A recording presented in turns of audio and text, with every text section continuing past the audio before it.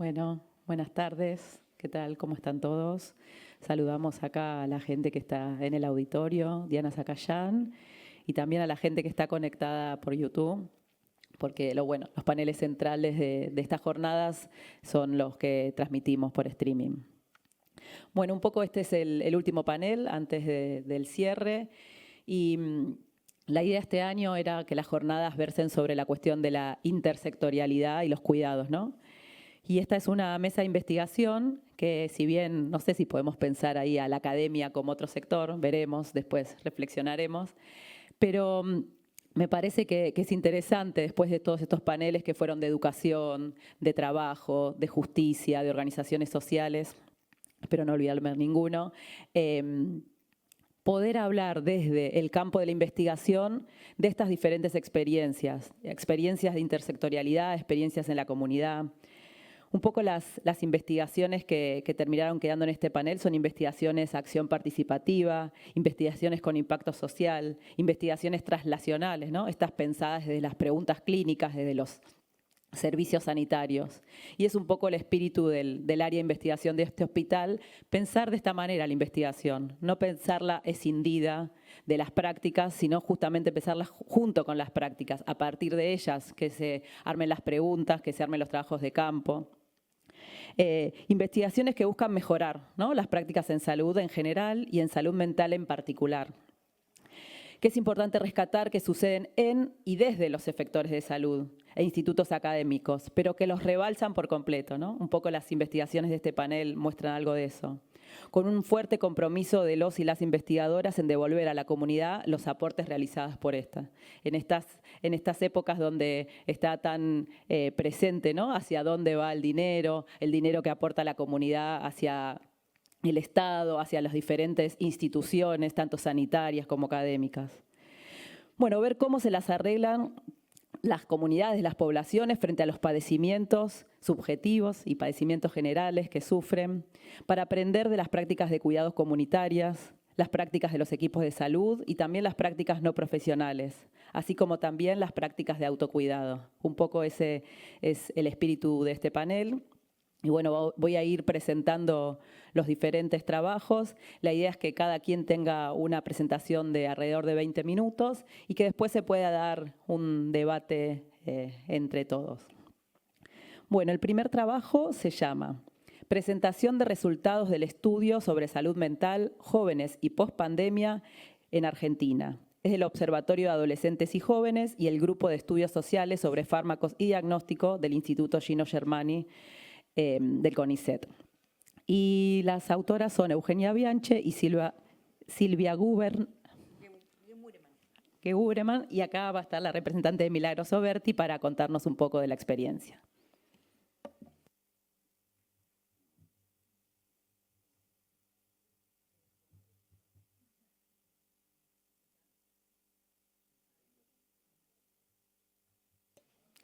Bien, tengo que tener muchos dispositivos alrededor.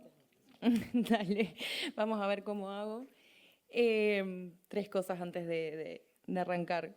Una es, Euge y Silvia son dos investigadoras de la hostia, así que representarlas y traer su trabajo es una gran responsabilidad que asumí con mucho gusto.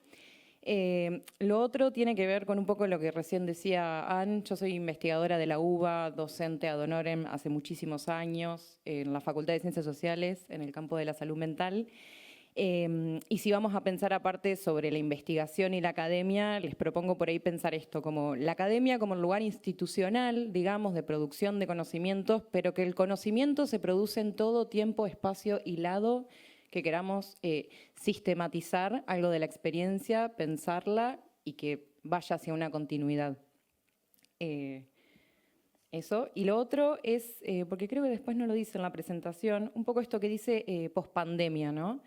La idea es pensar que sí, la pandemia fue un momento que tuvo ciertas características, que podemos seguir discutiéndolas, creo que es necesario. Pero la idea de pospandemia implica pensar, me toco mucho el pelo, digo, por si lo llegan a ver, me lo voy a soltar, me lo voy a atar, va a volver, va a venir, va a subir. Es como un ser que me acompaña acá al lado. La idea de pospandemia implica pensar los efectos que todavía tiene ese periodo en nuestra vida. Subjetivos, culturales, tecnológicos, ¿no? ¿Cuántas veces decimos, yo después de la pandemia empecé, no sé, a hacer ejercicio, o esto mismo, ciertos streaming? Bueno, acá el Buena Parte igual siempre fue muy a la vanguardia en ese sentido con la tecnología, que con todos los miedos que solemos tenerle a la tecnología, es un democratizador muchas veces de la comunicación si lo usamos piola. Dicho eso, podemos pasar una. Sí, me voy a soltar el pelo, definitivamente. Ahí está. Bien, el resumen un poco del observatorio, de este estudio que está en internet, se puede utilizar. La idea justamente no solo es la producción de conocimiento, sino la distribución y después la disputa, claro. No quiere decir que lo que sale de estos lugares es la verdad. Entonces, un poco este estudio tuvo el objetivo de presentar resultados es la presentación de resultados de estudios hechos en conjunto con el Observatorio de Adolescencias y Juventudes y del GEFID, que el GEFID es este grupo específico de estudios sociales sobre psicofármacos, fármacos y diagnósticos. ¿Qué son estudios sociales? Hago como un pequeño parate de diagnósticos y psicofármacos. Es pensar que los diagnósticos es una trayectoria de vida, que el psicofármaco implica una relación social, ¿no? O sea, no es solo ese objeto que me dio un médico o que le pedí a una tía o una amiga a las 2 de la mañana un día, sino pensar las trayectorias y justamente eso que digo un poco en chiste, porque ahí hay algo por conocer y por saber. Hay mucho más psicofármaco dando vuelta. Yo no digo que esto sea bueno o malo, sino que es estudiable, pensable y necesario. Mucho más psicofármaco dando vuelta porque me lo pasó una amiga o el ibuprofeno en la cartera que un médico o una receta, ¿no? Entonces, ese es un poco el estudio que se intenta llevar adelante. ¿Qué es lo que presenta o lo que les voy a presentar, ¿no? Se llama un metaanálisis de datos de otros observatorios universitarios, de organismos internacionales, regionales, nacionales, datos de organizaciones oficiales, profesionales, etcétera. ¿Qué fue lo que hicieron estos dos grupos, nada más y nada menos? Juntar toda esa información que había al respecto de pandemia, pospandemia, juventudes, adolescencias y salud mental y articularlo. ¿Cuántas veces necesitamos ya producido para producir ese conocimiento articulado que nos falta? Y hay 4 ejes de resultados: diagnósticos, psicofármacos, consultas y accesibilidad, y la crisis, la pandemia y la salud mental. Podemos pasar otra. Gracias.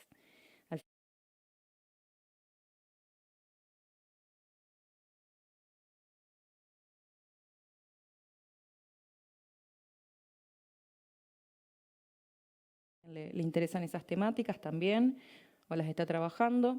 Desde la pandemia por COVID en adelante se han publicado informes, estudios, investigaciones que dan cuenta, con sus particularidades, de un incremento de los diagnósticos de tipo psiquiátrico y de vuelta, dentro del DSM o no, dentro de lo que se autopercibe o no. Digo, ahí está la variabilidad social y cultural interesante, como del consumo de medicación psicoactiva a nivel mundial. Y desde el OAG, el observatorio, analizan y comparten estos resultados que permiten identificar tendencias abarcativas y otras más puntuales y acotadas temporalmente, o sea, cosas que nos permiten pensar de un tiempo a esta parte y cosas que quizás hoy sean una especie de obviedad revelada. Y los estudios relevados no remiten a una sola metodología, acá es donde está la grandeza de las personas que investigan, Euge y Silvia. El periodo en el tiempo ni la población, digamos, no es todos adolescentes de 17 a 24 años, no son todos el mismo tipo de estudio, pero justamente la clave, en términos Foucaultianos, por si a alguien le interesa, es algo así como buscar la regularidad en la dispersión.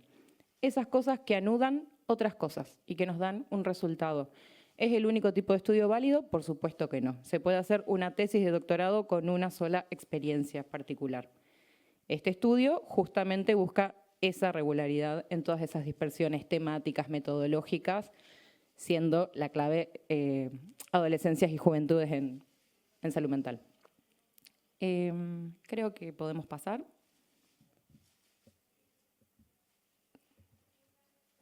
¿Pasamos? Ah, sí. Bien. Sí, también se puede pasar. Bien, algunas fuentes, también si les interesa, y gente que aparte estuvo investigando en pandemia, otros observatorios universitarios como el de UCA, UBA, Psicología, UNR, investigaciones de organismos internacionales, regionales y nacionales, digo ahí para entender la data, ¿no? De dónde viene y esto que decíamos, un panorama más amplio o más particular. Investigaciones científicas, datos de otras organizaciones profesionales y artículos periodísticos. Data de sentido común, los medios de comunicación. Nada, y ahí me sale la comunicadora que soy, para actores importantes. Yo sé que hay un término que suele gustar mucho o ser utilizado, que es el de medicalización, ¿no? Y por ahí lo usamos como un sinónimo de dar una medicación. El proceso de medicalización no necesariamente requiere un medicamento para ejercitarse o que suceda, sino entender o definir o concretar un problema en términos médicos, cualquiera sea de la vida cotidiana. Y en estos procesos de medicalización, por supuesto, tampoco están solo los médicos, los psiquiatras, los psicólogos, sino que hay una diversidad de actores donde los medios de comunicación son clave. Los medios de comunicación ejercen sentidos, producen sentidos sobre la salud, sobre los problemas cotidianos, convertidos en un problema de salud. Por eso, artículos periodísticos. Y ahora sí, vamos a las conclusiones y o resultados. En primer lugar, en relación a los diagnósticos, y acá sí voy a leer, los podemos leer entre todos, la depresión y la ansiedad ya aparecían, en general, como los principales diagnósticos referidos desde antes de la pandemia. Depresión y ansiedad en adolescentes y juventudes previo a la pandemia, exacerbado por la pandemia. Sea diagnosticado, sea autopercibido. Eso es importante tenerlo como presente. Y durante la pandemia estos dos diagnósticos mantienen su expresión mayoritaria en términos sintomatológicos, tanto en población general como en adolescentes y jóvenes, ¿no? Son dos palabras, dos significantes, dos sentidos que andan hoy actualmente mucho. Y como este estudio justamente está buscando variables de todo tipo de estudios, podemos decir que es abarcativo, que es algo general. Tenemos una información acá con la cual podemos laburar. Podemos pasar. En relación a los psicofármacos, la pandemia marca un incremento en las ventas. En Argentina es muy difícil acceder a la información sobre medicación y psicofármacos, seguramente muchos de acá ya lo saben, los dispensarios, las ventas, los consumos, y sobre todo en 2017, voy a decirlo como muy livianamente porque no recuerdo ahora el dato específico y lo estoy sumando en este momento, en 2017 hubo un cambio en la gestión de Macri de cómo contabilizar, cómo registrar, cómo saber el tema del dispensario. Entonces modificó los números históricos que había para poder seguir eso. Y digo, en un momento en que ya tenemos que estar pensando en qué país vamos a querer o vamos a necesitar que sea, esta información es necesaria, es valiosísima. Tenemos que saber qué se está consumiendo, para qué, con qué motivos. Entonces, la pandemia marca un incremento en las ventas, que son informaciones que se pueden obtener, y en el consumo de medicación psicoactiva, en un proceso que no tiene indicios de haberse revertido hasta el momento. O sea, arrancó con ganas y siguió hacia adelante, y que vale la pena seguir monitoreando, especialmente en adolescentes y jóvenes. Yo no sé cuántos de aquí laburan, por ejemplo, en escuelas. Yo tengo unos pasajes por ahí, algunos talleres, y me suelen decir tanto los docentes como los pibis que sí, que consumen psicofármacos desde chiquitos, y antes era una tendencia que estaba muy relacionada a la clase social, y ahora ya no. El psicofármaco, el diagnóstico y ni hablar el malestar atraviesa todo tipo de variable posible. ¿Podemos ir al otro? Bien, en relación a las consultas y a la accesibilidad, los distintos estudios son categóricos en marcar que desde antes de la pandemia, como también durante y en la denominada pospandemia, o sea, los efectos de este proceso en nuestras vidas, las personas no acuden a la consulta en igual proporción a la presentación o autorregistro de síntomas, incluso cuando consideran que los necesitan. Traducción, no vamos. Nos sentimos mal y no vamos. Motivos sobran, ¿no? Justamente en la anterior mesa estábamos hablando, y creo que me estoy expoliando a mí misma lo que voy a decir, pero si acceden más los varones o las mujeres, ni hablar las disidencias, si acceden más las niñas, qué mediaciones necesitan las niñas para acceder a ese malestar, quién está atento a lo que le está pasando para que pueda acceder a la gestión de ese malestar. Y yo adhiero acá también la importancia de la producción de bienestar, ¿no? La salud mental no es solo lo malo. Entonces, en resumen, cuando las personas se sienten mal, no están yendo a consultar. Y en adolescentes y jóvenes, este desacople resulta reforzado por la insuficiencia o ausencia de dispositivos y espacios adecuados y de profesionales, a mí capacitados no es una palabra que me guste, y yo creo que ahí puede haber un montón de cosas, falta de tiempo, falta de formación, falta de voluntad política, lo que sea, pero en general lo que ellos dicen es que no van, es porque no van a ser escuchados. Eso igual puede ser en la familia, en los amigos mismos, en el club, digo, para pensarlo un poco más.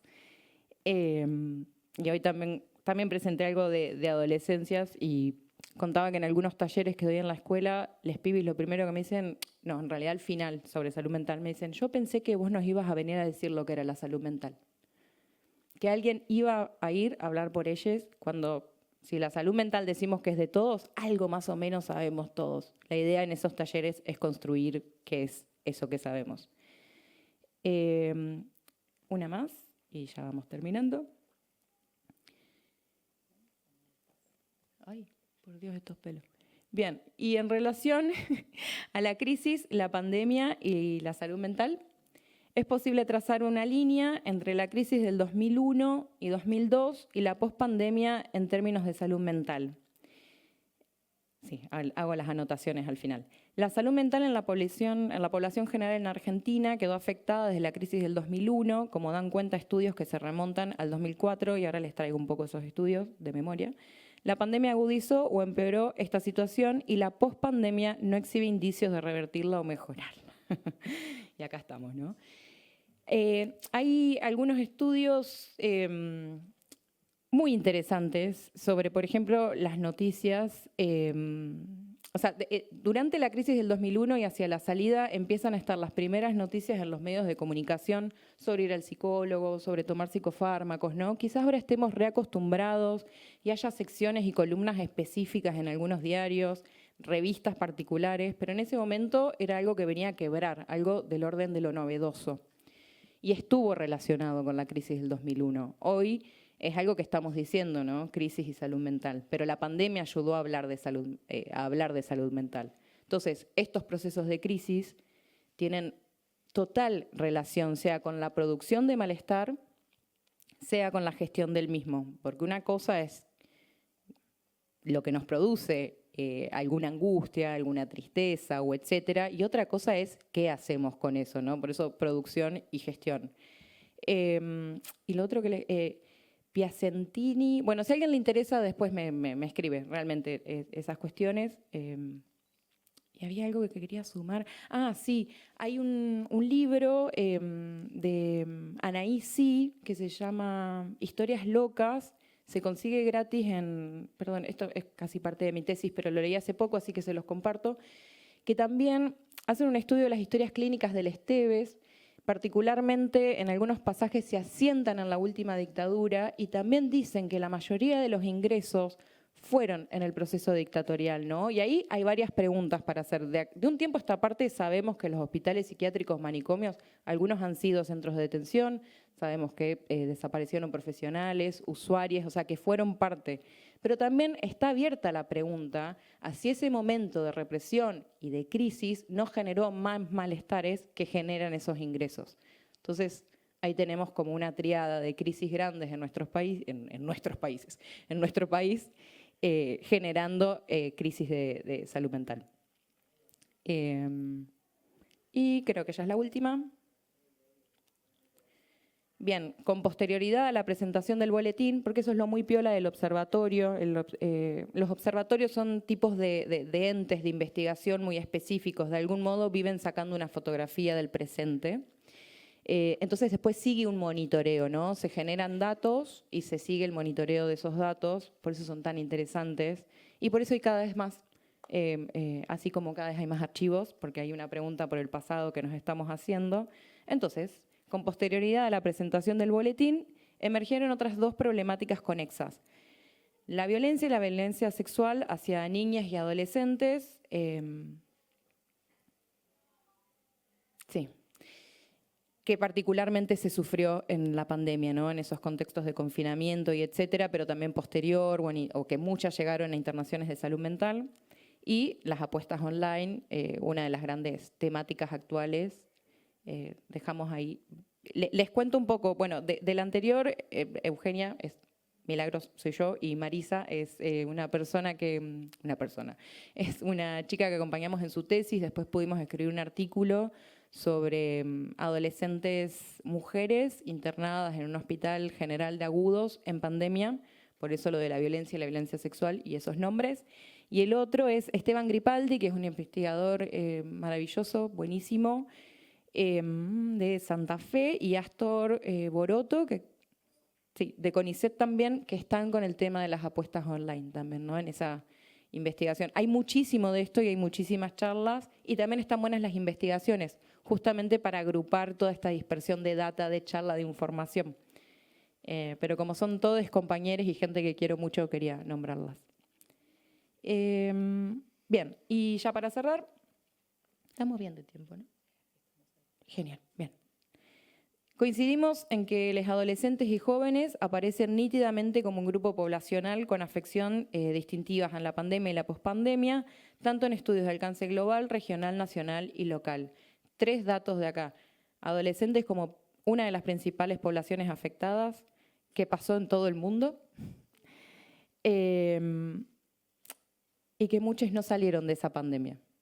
Hay un montón de pibes encerrados en sus casas que no pudieron salir de ahí, simbólica y físicamente. Nos hacemos eco de la importancia de la salud mental en jóvenes y adolescentes, que la pandemia instaló un modo ineludible y que nos exige incluirlo de forma transversal en las investigaciones y análisis, que los tomen en cuenta, en voz propia y con los resguardos, ¿no? De cuando hacemos investigaciones que no sean adultocéntricas, pero en el marco de derecho, que sean respetuosas, que sean afectivas y que, yo vengo insistiendo con esto, que no sean morbosas. Porque las cosas que pueden contar son durísimas. Y hay gente que se engancha con eso. En todo el mundo de la locura me parece que pasa eso. Reconocemos la pandemia como un evento que excede sus aspectos sanitarios, ¿no? No fue solamente una cuestión de salubridad, también fue cultural, biológica, económica, política, donde los pibes perdieron sus espacios y perdieron la relación con sus pares. Así que eso es lo que de algún modo deberíamos volver a generar con ellos. Y el malestar exacerbado en la pandemia, según los datos recabados, se prolongó en el tiempo y parece lo suficientemente instalado como para mantenerse como elemento transversal a los análisis que involucren adolescentes y jóvenes. Esto quiere decir, le tenemos que poner mucha pila porque sigue pasando y si no lo tomamos, va a seguir sucediendo. Dicho eso, termino y le dejo espacio a los compañeros. Gracias.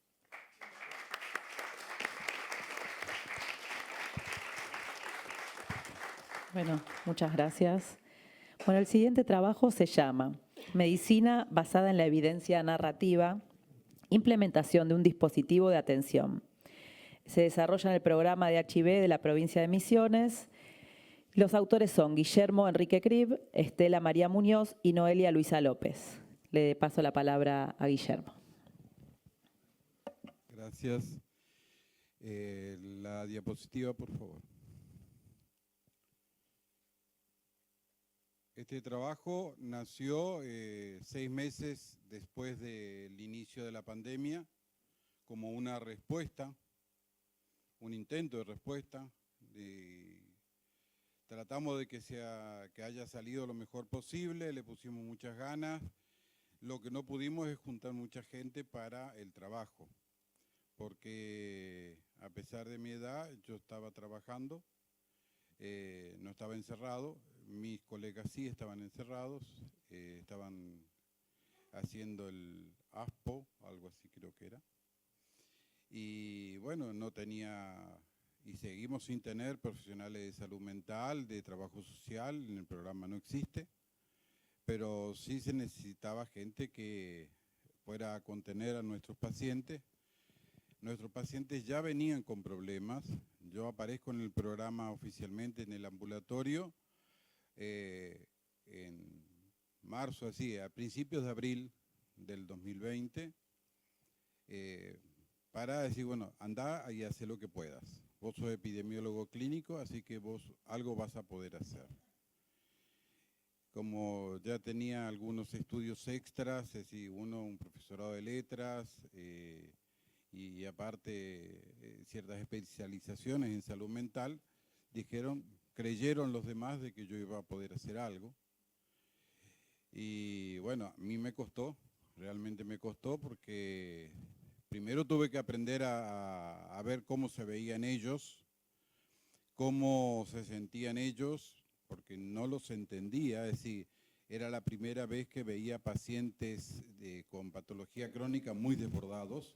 Te iba a preguntar eso, si querías contarnos un poquitito del programa, como para, o lo vas contando en el Te voy trabajo. contando a poquito, Dale. así, digamos, lo gratos son los pacientes y los trabajadores que tenemos ahí, entre ellos el consejero, que es un pilar, y la secretaria Toti Potencial que tenemos, que es una técnica en gestión de políticas públicas y está terminando una licenciatura, y ella por esas cuestiones no pudo venir. Aparte es madre y bueno, tiene hijos y esas cosas. Entonces decidió quedarse, pero ella en realidad empecé a aprender de ella, porque ella los contenía mejor de lo que yo podía hacerlos. Y me dio algo, es decir, no podía hacer, ella no tiene formación académica y sin embargo ella podía, y no estaba el psicólogo y ella podía, yo no podía. Entonces, en la charla amable que teníamos en esos 5 pacientes que nos dejaban atender por protocolo, porque era todo con turno previo y demás, porque era así, no había otra manera de atender. Mientras tanto hemos charlado y yo veía que no, lo tuve que tener un ratito antes porque estaba muy ansioso, estaba alteradito, pero ya está mejor, ahora ya lo puede atender. Y me lo pasaba, a pesar de que estaba anotado primero, me lo pasaba en tercero o cuarto lugar porque ahora ya estaba mejor. Digo, pero yo también tengo que poder hacer eso. Y entonces aprendí. Aprendí de los pacientes, aprendí de mis colegas, mis compañeros, y decidimos, como ellos ya estaban muy protocolizados, es decir, ellos tenían un protocolo para, en caso de reinicio, hacer tal cosa.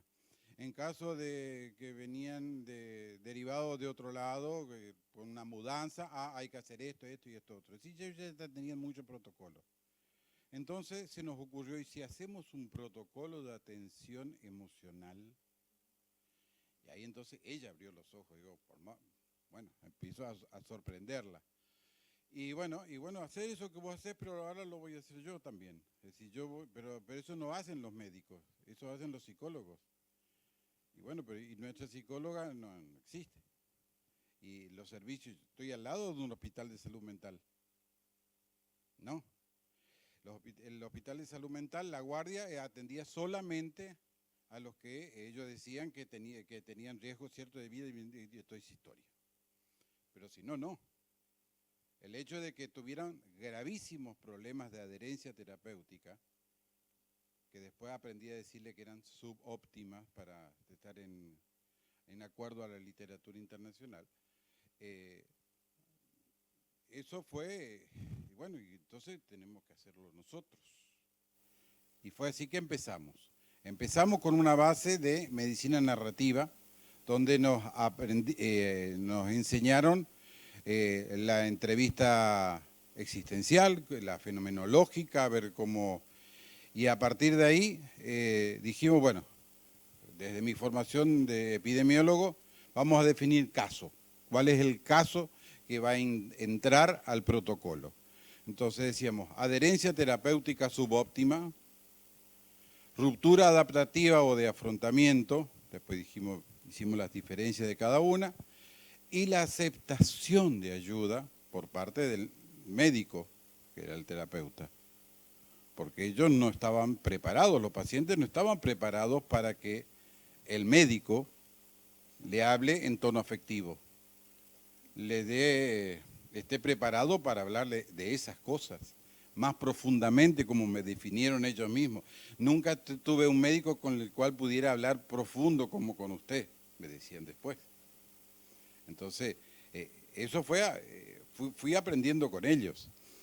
Entonces, el primer objetivo de todo este trabajo es conocer la problemática global del paciente en relación a su padecimiento, así como sus sentimientos asociados. Para ello, es imperativo persuadirlo que el afrontamiento ineficaz a su condición crónica es debido a un sufrimiento importante no resuelto, que podría haberse iniciado mucho antes del momento del diagnóstico.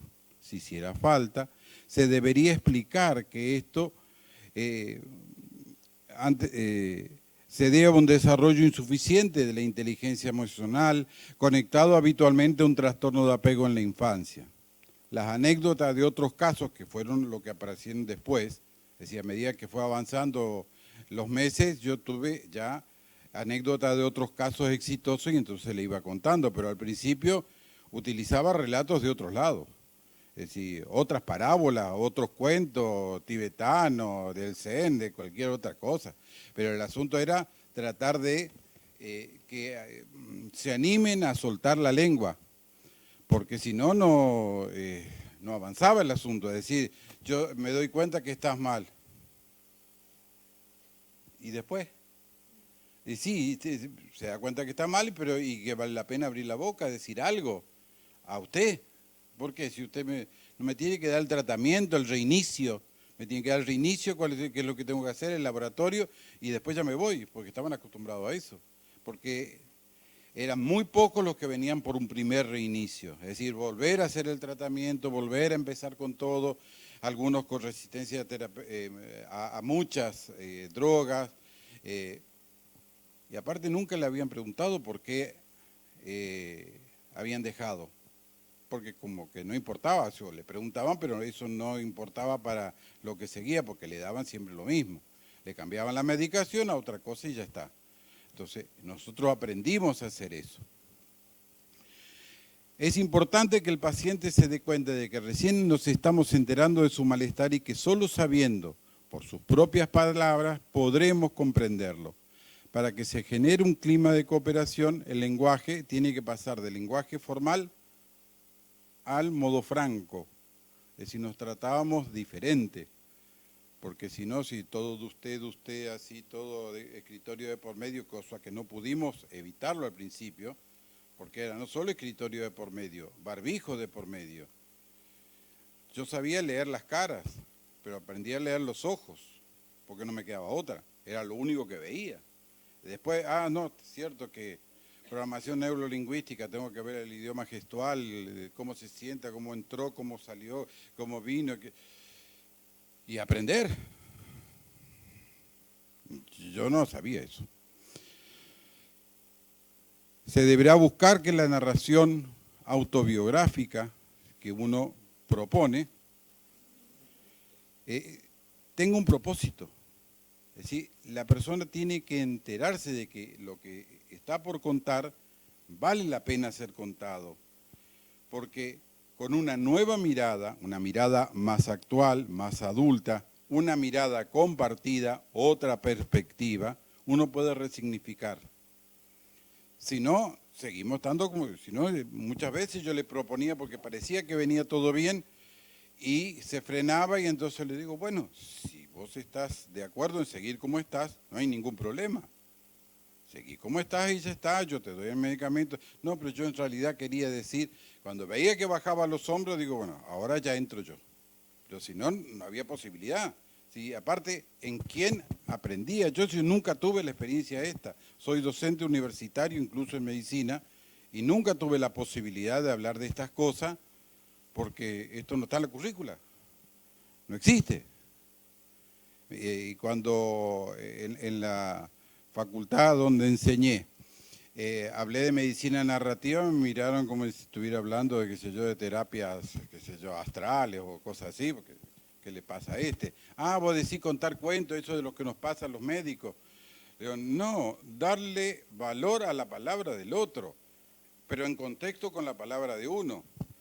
De todo esto termina saliendo, hay una recopilación de todos estos relatos vitales, termina saliendo, fruto de esta investigación narrativa, un libro, del cual casi no tengo que hablar porque está en proceso de edición por la editorial universitaria y ni siquiera puedo contar los pacientes ni contar las cosas, pero les comunico, llegó a ser muy interesante, le tuve que sacar, en el libro tuve que sacar todas las cuestiones propias de una investigación narrativa, porque si no, no tiene gusto ser leído. Tuve que cambiar los nombres, tuve que cambiar ciertas circunstancias para que no se identifique, porque como muchos de los pacientes van a leerlo, entonces van a decir, ah, ya sé quién es. Entonces, y la idea es que no se sepa, porque, y ese fue otro problema grave. Nosotros teníamos al principio, en 2020, solamente historia clínica en papel, pero nos venía la digitalización desde el Hospital Central. Llegó la digitalización, pero seguimos teniendo historia clínica en papel y hay algunas cosas que se escriben en la historia clínica digital. Pero esto no se podía escribir. ¿Dónde se escribe? Por eso empecé a tener registros aparte. Y bueno, y esos registros aparte me servían para dos cosas. Primero, porque me ordenaban la cabeza a mí un poco. Otro poco me permitían compartir esto con mi esposa y epidemióloga también y sanitarista también, que está presente, la coautora del trabajo, que me hacía de red de contención, porque en ese entonces no tenía ni siquiera una psicóloga amiga con quien hablar. Ahora sí, ahora ya está todo mejor, pero creo. Por lo menos me dijeron que está mejor. Pero en ese momento esa era la red de contención, yo no tenía supervisión, no tenía nada y les puedo asegurar, es necesario. Algún tipo de supervisión es necesaria, llámenle como quieran. Estuve esta mañana en otro taller donde, y sí, hasta del carajo estuvieron hablando y que era el equipo de supervisión, podría llamarse así, de apoyo, de relectura, de retrabajo, algo hay que hacer porque la cabeza de uno no resiste. Fueron 4 años y bueno, después aparecieron las jornadas. No pensé que realmente, les agradezco que me hayan aceptado, no pensé que me iban a aceptar. Digo, ¿qué van a hacer con un epidemiólogo hablando de estas cosas? Pero bueno, acá estamos y si les sirve, seguimos.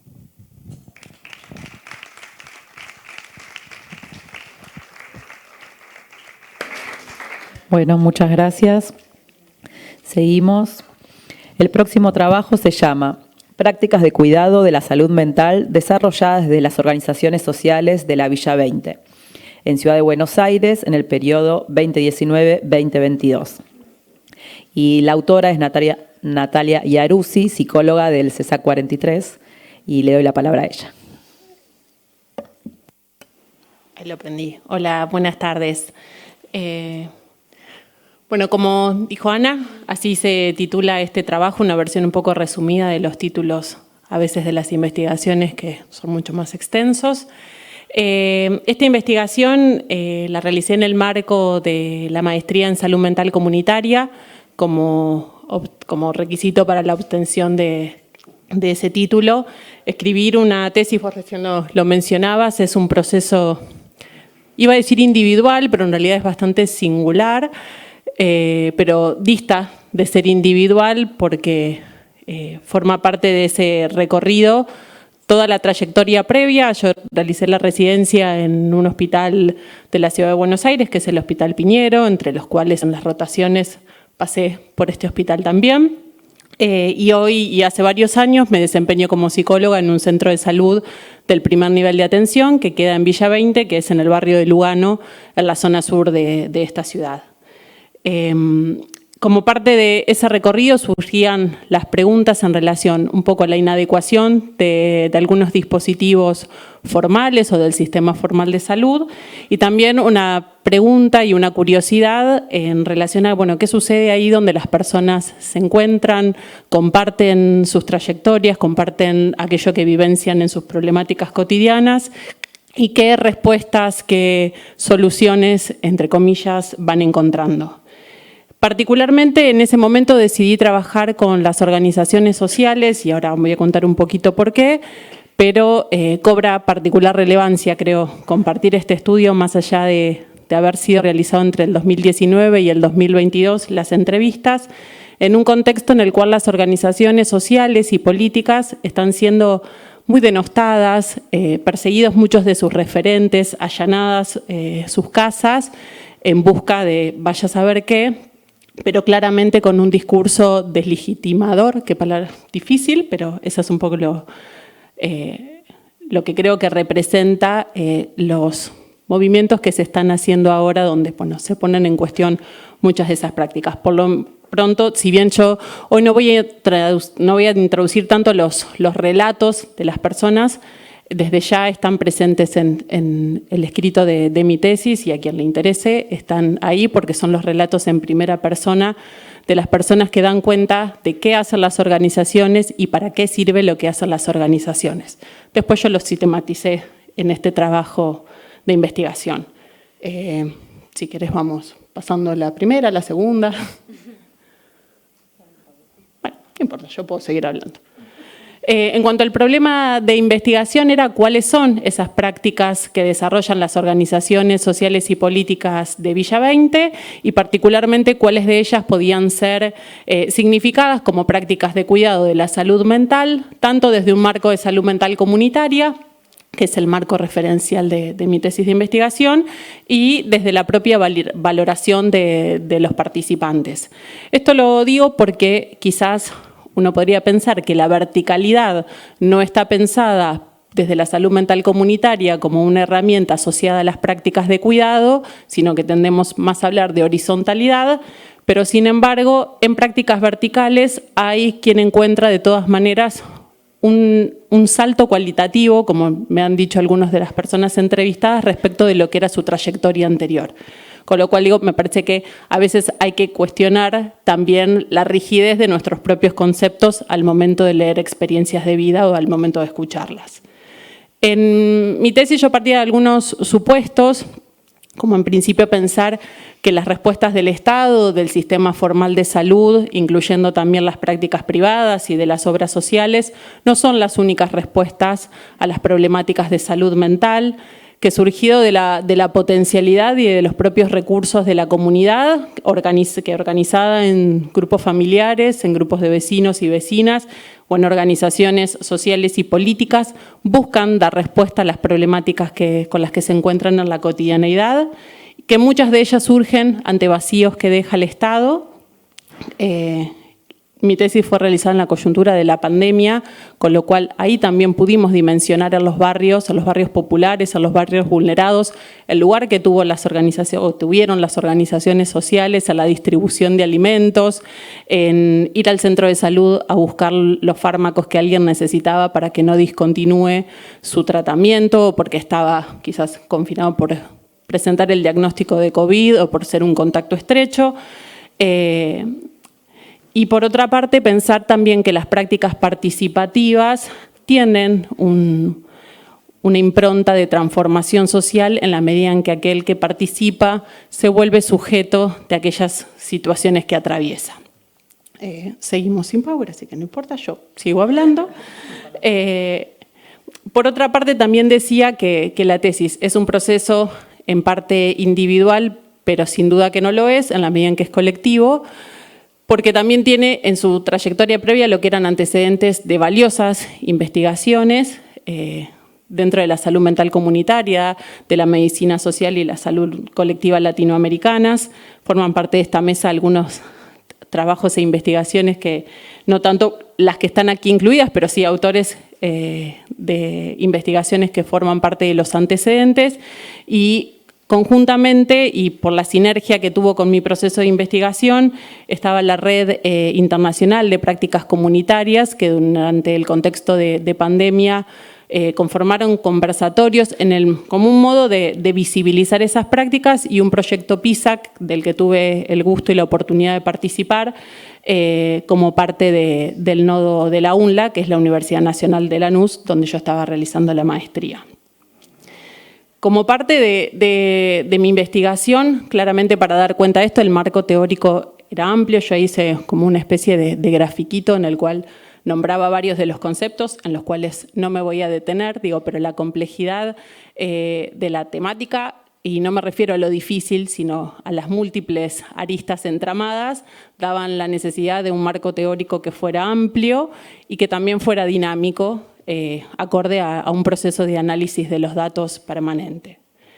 Elijo la Villa 20 como ámbito de realización del estudio, en principio porque es exponente de las problemáticas que atraviesan muchos barrios en condiciones de vulnerabilidad en esta ciudad y en otras partes del país también, pero también y fundamentalmente no solo porque trabajo en ese barrio y porque quería dar a conocer las cosas que ahí suceden. Estamos acostumbrados a que en los medios de comunicación se hable de los barrios vulnerados solo por las cosas malas que ahí pasan, y ahí pasan muchas cosas que son mucho más interesantes y amorosas de lo que se transmite, sino también como para retribuir a la gente que iba a tener la generosidad de compartirme sus experiencias de vida.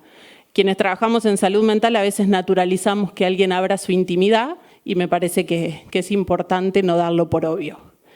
Y por otra parte, porque la Villa 20, quienes no la conocen, tiene una historia y una impronta de lucha desde su conformación. Se empieza a constituir con las casas de la Fundación Evita, allá por el 40. En la década del 60 da importantes pasos en lo que fue la generación y la gestión de dispositivos y de instituciones, como una primera salita en el barrio y la primera escuela. Atraviesa el proceso de erradicación de villas de la dictadura, con lo cual quedan solo pocos asentamientos en ese momento, y con el regreso de la democracia y aún resistiendo a algunos vecinos durante la época de la dictadura, vuelven a instalarse en el barrio y a constituirse como tal. Y desde ahí se sostiene una importante lucha en lo que es un hospital para la Comuna 8, si quizás alguien ha escuchado alguna vez esa consigna, que hoy es el Hospital Cecilia Grierson, denominado hospital, pero que carece de bastante infraestructura para ser denominado como tal, en el sur de la ciudad. Y por otra parte, lo que es el plan de reurbanización, que es en la constitución del barrio Papa Francisco. Son procesos que está atravesando el barrio y que sin duda son producto de la lucha de vecinos y vecinas. Particularmente el centro de salud en el que yo trabajo también surge de esa lucha. Por otra parte, como les decía, la Villa 20 tiene como características sociodemográficas muchas compartidas con otros barrios en cuanto a tasas de desempleo, población mayormente juvenil, mucha población migrante, particularmente de países limítrofes, que eso da la pauta también de mayor vulnerabilidad en algunos casos, y aproximadamente un 80% de la población que no cuenta con cobertura de obra social ni medicina prepaga, sino que atiende su salud en el sistema público de salud. Ahí donde nos preguntamos a dónde va la plata, que era un poco lo que decía. En cuanto a la propuesta metodológica, yo entrevisté, primero utilicé un mapeo que habíamos hecho en el centro de salud, que lo fui como cotejando con referentes del barrio. Yo participaba, porque por otras cosas no pude seguir formando parte, de una mesa en la que participaban organizaciones e instituciones del barrio, y fui cotejando con ellos ese mapeo del barrio inicial. Y cuando empecé las entrevistas presenciales, Hice 2 entrevistas y, bueno, se declara la pandemia. Con lo cual, tratándose de una investigación de prácticas de cuidado y considerando también el rol que desempeñaban las organizaciones, como les decía antes, en un contexto como la pandemia, hice una pausa y cuando pude reevaluar la viabilidad que daban las entrevistas virtuales, el Meet, la videollamada de WhatsApp, la llamada por teléfono que fuera grabada y todas esas cosas, retomé el proceso de entrevistas con la muy buenísima voluntad de quienes estuvieron del otro lado, como les decía antes, contando sus experiencias. Así fue que entrevisté a 21 referentes de organizaciones sociales y políticas, entre ellas, digo sociales porque no todas tienen vinculación con algún partido político, algunas de ellas son la parroquia, un centro de jubilados, un centro de estudiantes universitarios, o que acompaña a estudiantes universitarios, merenderos, comedores, digamos, y una diversidad de dispositivos. Luego de entrevistar a estos referentes, a partir de ahí también tomé contacto con personas de la comunidad que forman parte de distintas maneras de estas actividades de las organizaciones. Cabe mencionar que fui haciendo las entrevistas en distintos momentos y en un primer momento había entrevistado en lo que eran entrevistas en profundidad a 5 mujeres y un varón cisgénero. Un poco hablando con mi directora de tesis y en un intento de ampliar la muestra, eran mujeres jóvenes, en su mayoría madres, me dice, bueno, tratemos de diversificar. Hago como una segunda ronda de convocatoria y aparecen 4 mujeres y un varón transgénero. Luego de hacer, bueno, contactarme con el centro de jubilados y varias cosas más, me dijeron, bueno, tomémoslo como un dato de por qué se presentan o por qué la posibilidad de entrevistar en profundidad a estas personas con estas características en particular. En cuanto a los resultados, no sé cómo vamos, Ani, con los tiempos.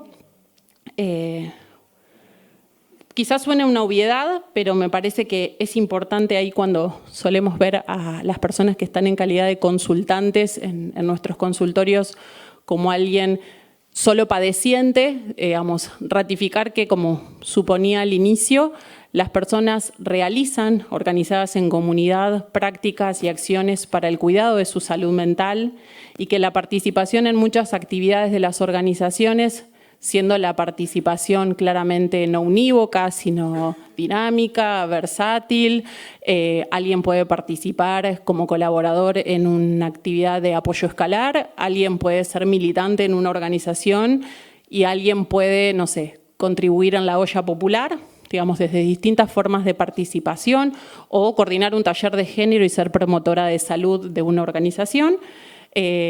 La participación en las organizaciones sociales es un eslabón en la cadena de cuidados de las comunidades y que mayormente están asociadas a actividades que tienen que ver con el acceso a los alimentos, la educación y el trabajo. Muchas de las organizaciones, mi intención había sido inicialmente sistematizar qué actividades hacen, después me di cuenta que son bastante cambiantes en función de los recursos con los que cuentan, salvo lo que tiene que ver con apoyo escolar, comedores y lo que son las cooperativas de trabajo. Digamos, esas son las actividades que suelen tener más estabilidad a lo largo del tiempo, digamos, y ahí donde podemos pensar la salud mental como proceso y vinculada a otros derechos constituidos y consagrados, podemos pensar de por qué los cuidados de salud mental están asociados a estas prácticas. Por otra parte, esto es lo que les decía, que la participación es única. Sí hay algo que fue un dato de la investigación, es que las personas no se acercan a las organizaciones en busca de cuidar su salud mental, sino que se acercan por otras necesidades y encuentran en las organizaciones estos cuidados, ya sea porque establecen vínculos de amistad, porque muchas han sufrido procesos de desarraigo y encuentran en otras compañeras y compañeros de la organización esa familia que terminan eligiendo o esa red de apoyo, porque encuentran un lugar donde dejar a sus hijos cuando se van a trabajar o para que puedan resolver las tareas que ellos no se pueden sentar a hacer porque quizás no finalizaron la escuela primaria o lo hicieron pero necesitan ir a trabajar. Entonces, en ese sentido y un poco en relación al título de estas jornadas, poder pensar la necesidad de políticas intersectoriales, de poder pensar los cuidados en salud en vinculación a otros aspectos de la vida que no tienen que ver, digamos, solo con una salud pensada en términos de medicalización, como mencionaban anteriormente, y particularmente pensar que la salud mental no es patrimonio de los especialistas ni de los que tenemos título vinculado al OPSI, o al trabajo social o a la musicoterapia, sino poder pensar que la salud mental es algo de todas, de todos, de todes, y que particularmente las organizaciones sociales son un actor fundamental en los barrios que es preciso tener en cuenta para poder generar acciones que sean localmente eficaces, por llamarlo de alguna manera. Gracias.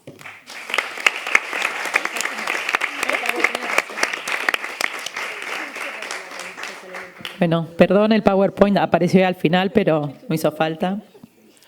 Seguimos con el siguiente trabajo que se llama Producción del Común, Cuidados y Comunidad en Salud Mental, la experiencia de la Red Acción de la Comuna 15. Las autoras son Roxana Longo, Verónica Veloso y Graciela Saldúa. Bueno, buenas tardes a todas, a todos, a todes. Este trabajo es un trabajo que es coproducido con la Red de Acción número 15 y estamos también acá desde las diferentes pertenencias presentando este trabajo. Está ahí un PowerPoint, si lo pueden poner, que lo fuimos trabajando. Sí, ahí me piden que aguante un ratito, pero bueno, les cuento un poquito.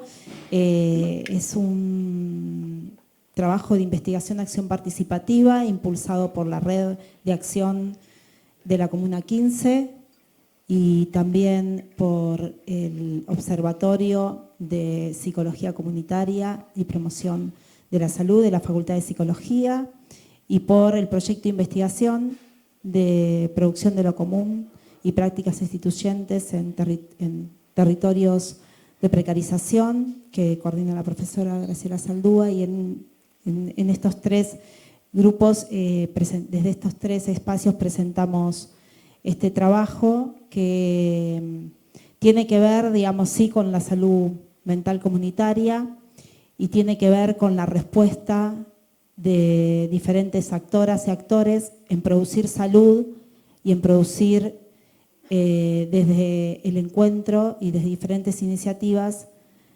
prácticas de lo común vinculadas a procesos de respuestas frente a escenarios críticos y complejos. No sé si está el PowerPoint ya. Un minutito. Bueno, un poquito, digamos, el eje de este trabajo tiene que ver con el proceso de participación. Entendemos la participación como un proceso vinculado a la transformación de las instituciones, al impacto, digamos, de la transformación de las instituciones. Ahí, digamos, recurrimos a María Teresa Sirven, que es una educadora de la Facultad de Filosofía y Letras, pero es una educadora popular que trabaja el concepto de participación real, donde, digamos, implica este juego de la transformación individual de las personas que participan en comunidad, pero también de la participación, ahí estamos, pero también de la participación en términos de cambios en las instituciones, interpretación en las instituciones. Partimos del trabajo en psicología social comunitaria, vinculada a la salud colectiva, vinculada a un proceso también constituido en América Latina, a una corriente de trabajo que sus orígenes son de nuestra América Latina y que hay referentes importantes que dialogan, como, digamos, Fals Borda, que es sociólogo, pero también Ignacio Martín Baró, que fue psicólogo y trabajó fuertemente con comunidades campesinas, Paulo Freire, nombra algunos referentes vinculados a esta perspectiva, digamos, de la psicología social comunitaria, que incorpora y acoge a la psicología, a la salud mental comunitaria. Y trabajamos desde la investigación acción participativa, que tiene que ver con la dimensión de la investigación y la intervención simultáneamente, donde el trabajo de investigación es copensado conjuntamente entre quienes trabajamos más en el campo de la investigación, pero también, digamos, con las comunidades, en este caso con la red de acción número 15, ¿no? Que ahora vamos a caracterizarlo un poquito. Y este trabajo vinculado a la investigación de acción participativa está vinculado sobre todo a pensar la producción de los procesos de participación en territorios urbanos, con toda la complejidad que eso tiene en este escenario de reprivatización, remercantilización de los espacios de salud, de los espacios comunitarios, de los espacios de educación, y cómo en los territorios urbanos, que va más allá de una dimensión geográfica, sino también envuelve procesos identitarios, culturales, simbólicos, y obviamente materiales, y también procesos de violentación fuertemente vinculados sobre todo a procesos de feminización de la pobreza, infantilización de la pobreza y la indigencia, procesos de crisis, pensando en las crisis de los cuidados, las crisis ambientales, y en este caso en los territorios urbanos pensados a los efectos de la gentrificación y lo que implican eso en las comunidades y en los dispositivos que están vinculados, y los procesos de precarización entendidos como proceso vinculado a dos perspectivas. Una, digamos, pensar que la precarización es un proceso de condición humana, todos, digamos, dependemos de otros, pero también pensado en la precarización como proceso diferencial y distributivo, donde algunas vidas en los escenarios urbanos tienen más aceptación a ser vividas y otras vidas son más aceptables a ser desechables o invisibilizadas para tener en cuenta. Desde esa conceptualización trabajamos en un diagnóstico participativo durante el 2023, pero seguimos digamos, compartiendo iniciativas y procesos de encuentro con la red. Pensamos también este diagnóstico participativo de una perspectiva situada, desde procesos, digamos, de importancia de recuperar los procesos de reflexividad crítica y colectiva como importante dentro, digamos, de la psicología comunitaria, y donde fuimos identificando colectivamente las necesidades, las barreras, los facilitadores que la red tenía y los desafíos que se presentaban en ese escenario. El recorte, digamos, de este trabajo tiene que ver con el año pasado, con el 2023, donde, digamos, una de los procesos sustanciales de todo este recorrido tenía que ver con esta producción colectiva de conocimiento vinculada a la IAF, vinculada a la psicología comunitaria, pero esta producción colectiva de conocimiento vinculado sobre todo a procesos de exigibilidad de derechos, ¿no?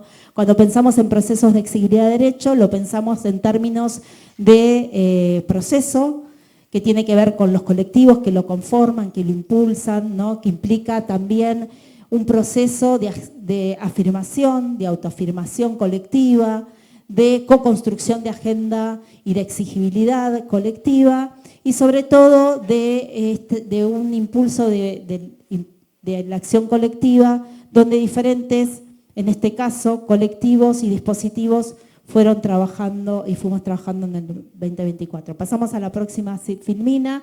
Un poco voy a estar comentando la metodología, cómo partimos. La red de Acción 15 de la Comuna 15 es una red que tiene más de 30 años, que está conformado por diferentes dispositivos y actoras y actores en el campo de la salud, de la educación, de la organización social, comunitaria, barrial. Es diverso y se fue sosteniendo durante estos más de 30 años, con la posibilidad de ir adaptándose frente a cada circunstancia, frente a cada contexto y sobre todo frente a cada necesidad coyuntural que el territorio y la comunidad, digamos, vienen, digamos, produciendo. Es un dispositivo integrado fuertemente por trabajadoras y trabajadores precarizados, atravesados por problemas también que tienen los dispositivos en el sentido de falta de accesibilidad, de demandas cada vez más complejas, de situaciones de necesidades materiales, pero también humanas fuertemente, y en ese proceso de encuentro la red hace que se sostengan los dispositivos, ayuda al sostenimiento de muchos dispositivos y también es un proceso de autocuidado al interior de cada uno de los participantes y cada una de las participantes. Desde este lugar se partió primero trabajando en un diagnóstico participativo en el que identificamos líneas de acción para trabajar durante el 2023 y priorización de propuestas, o sea, poder repensar la agenda. Empezamos muy en el 2023 cuando iniciaba el año. Allí se acordó hacer un trabajo de sistematización, entonces tuvimos varios encuentros de sistematización de la experiencia de la red, en las que participaron aproximadamente en cada encuentro 60 personas, ¿no?, de diferentes dispositivos. La diversidad de la red también es un aspecto enriquecedor. Y como parte, digamos, de este trabajo, se consensuó trabajar, que se trabajó en varios meses, en una actividad pública conjunta y colectiva en el marco de lo que fue el Día de la Salud Mental el año pasado en octubre, que fue comunitaria y ahora la vamos a estar, digamos, recuperando, ¿no? Así que bueno, vamos un poquito a... ahí mostramos algunos momentos de estos encuentros que fuimos construyendo.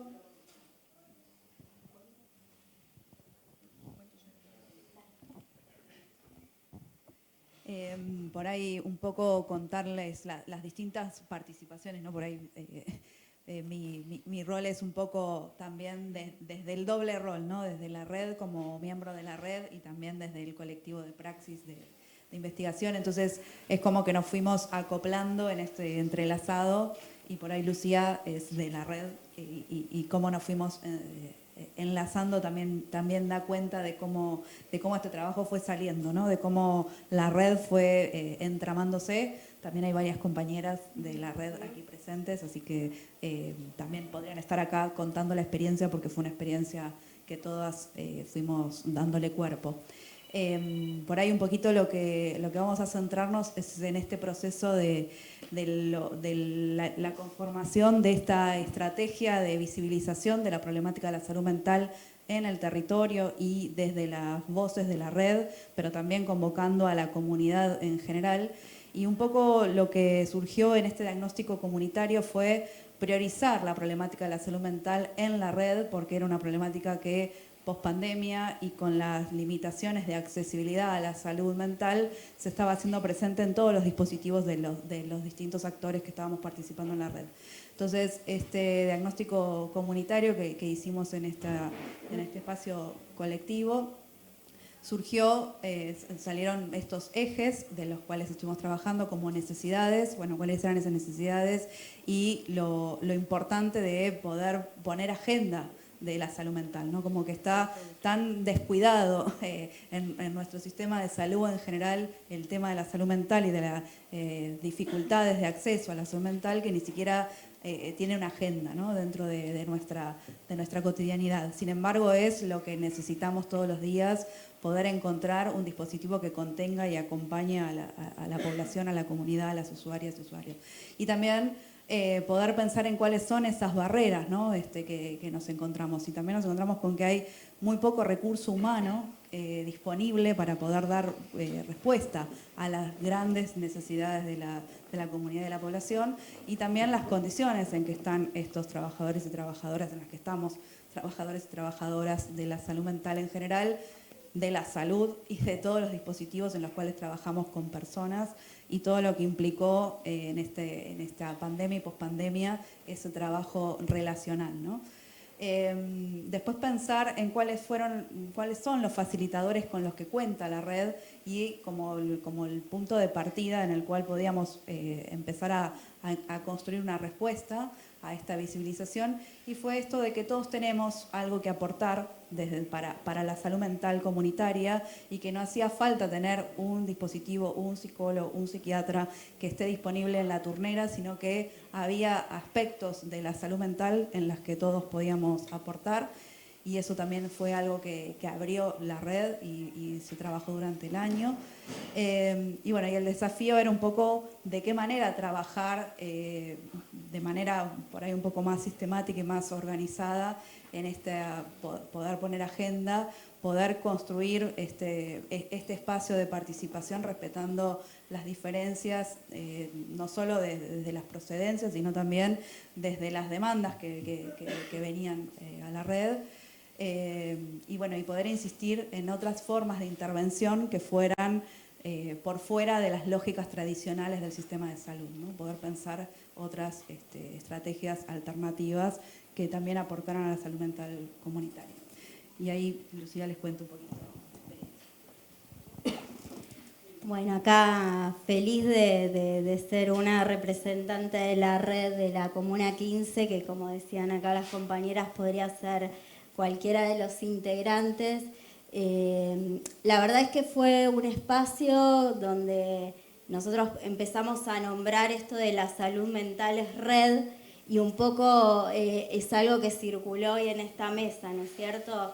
Y con esta premisa es que salimos, la Comuna 15 y la Red de Acción se llama, tenía una historia de salir al barrio para llevar diferentes propuestas y poder articular con la comunidad.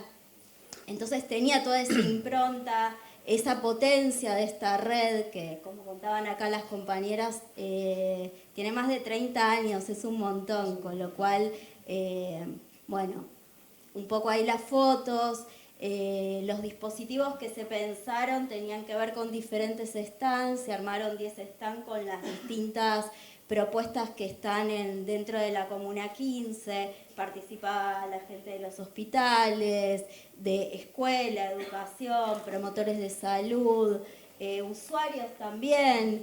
En la Comuna 15 también hay un dispositivo que se llama Jacairá, que digo, como distintos espacios donde en esa organización íbamos pensando cómo ir conformando estas mesas, que tenía que ver con un poco entender que la salud mental no es solamente este espacio que sucede en el consultorio, en el hospital, abordado por profesionales de la salud, ¿sí? Y vuelvo a traer un hilo conductor que me parece que estuvo presente, sino que tiene que ver con el intercambio y con un montón de dispositivos que tienen mucho para decir y para aportar. También esta jornada tenía la impronta de poder hacer visible las condiciones de precarización, y en este contexto quiero alzar la voz también porque realmente estamos atravesados por mucho de esto, y cómo también poder en esto de hacer visible la precarización y poder de alguna manera poner en agenda la necesidad de abrir distintos dispositivos que aborden esta salud mental, es que también se pensó como una manera de reclamar que tenía que ver con el momento del semáforo. Entonces todos los profesionales junto a la comunidad y a los usuarios salíamos y cortábamos en ese momento con carteles, digamos, como haciendo visible este reclamo. Y por otro lado, también esto de que la voz tiene que circular y que es algo que todos tenemos para aportar, es que se puso un micrófono abierto donde la música también como espacio necesario para alojar algo de la salud mental, los usuarios, y todo aquel que tuviera algo para decir tenía como esta impronta de poder participar. Así que fue una jornada muy linda. Sí, por ahí compartir hay algunas viñetas que son como síntesis de alguna manera, pero sobre todo pensar en que este espacio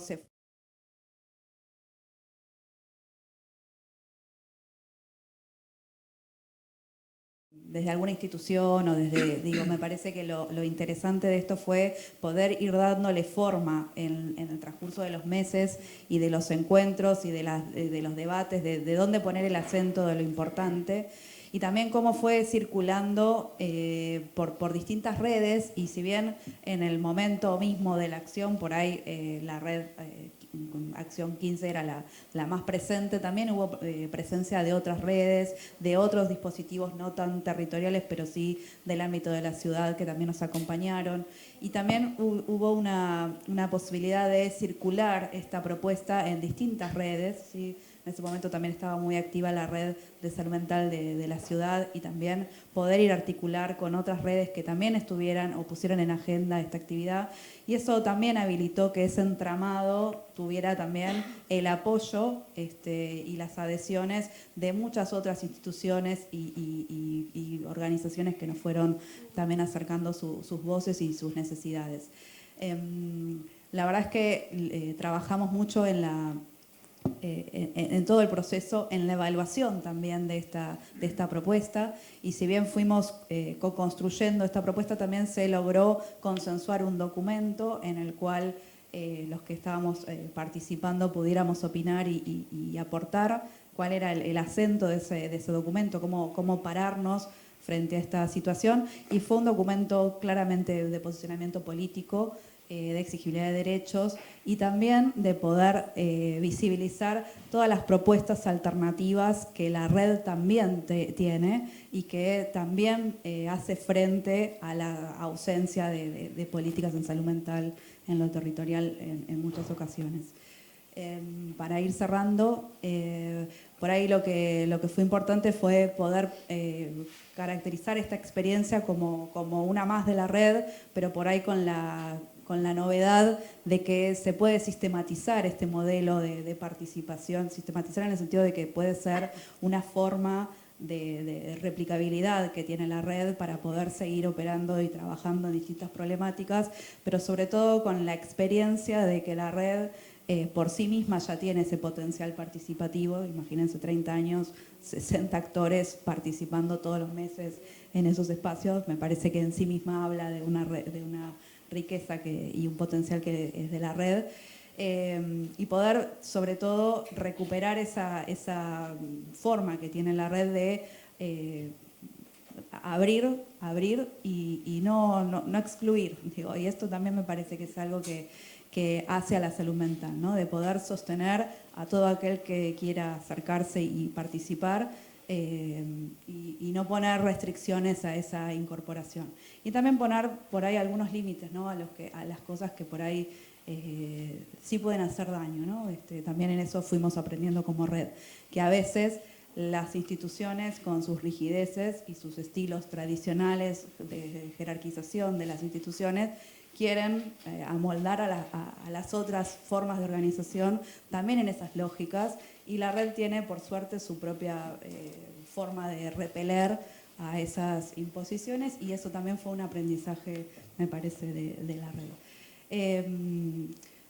Bueno, hay el trabajo por ahí, si después lo quieren, lo tienen para compartir por ahí un poco el cierre para poder entender un poco a dónde apuntamos también con esto, es en recuperar el espacio de lo común, que es lo que la red en sí misma fue generando a partir de las distintas problemáticas, las distintas crisis que tuvo la comunidad, y cómo el encuentro fue algo que se preservó durante toda esta trayectoria de la red. Y de alguna manera es lo que las mismas compañeras y compañeros de la red recuperan a la hora de hacer una evaluación de las actividades y de las formas de sostén de ese lazo social, ¿no? El momento del encuentro, de poner al común de ese encuentro lo que tenemos para aportar. A veces son experiencias, a veces son vivencias, a veces son situaciones de crisis y de mucho malestar, y todas son escuchadas y acompañadas en el contexto de la red. Así que para nosotros la consigna de comunizar nos parece que es un poco el motor de la red, y también nos dio como material de insumo para poder seguir pensando en este proceso de investigación y acción participativa. Muchas gracias.